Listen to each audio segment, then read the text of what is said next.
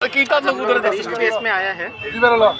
हमने पिछले 2 महीने में जो चोरी का सामान था टोटल 7 बाइक्स रिकवरी किया है और एक स्कूटी, एक मारुति कार और गोल्ड 400 ग्राम्स और 3 सिलेंडर और ये सब मिला के वर्थ होगा 1.25 करोड़ का सामान है।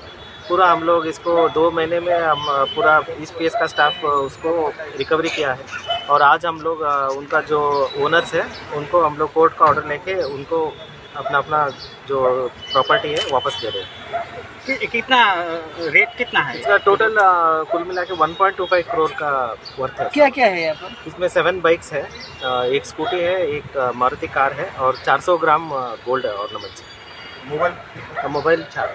तो कैश टका मिला क्या? हाँ कैश कैश भी 67,000 कैश भी।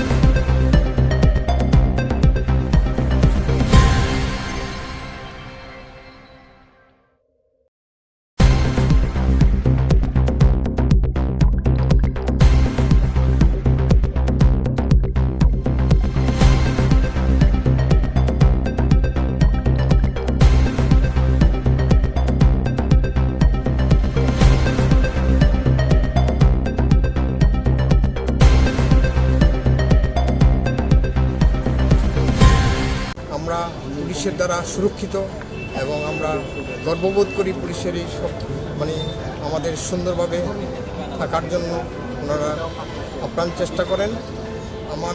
আমি ব্যক্তিগতভাবে রানীবাজার এরিয়াতে আমার বাড়ি, ওইখানে সুশান্ত দাস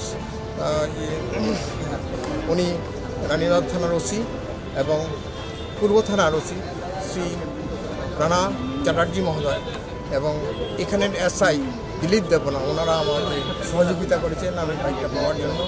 আমি এরকম মানে পুলিশ দপ্তরের যে স্বরাষ্ট্র দপ্তরের মন্ত্রী ডক্টর মানিক শাহকে আমি ধন্যবাদ জানাই।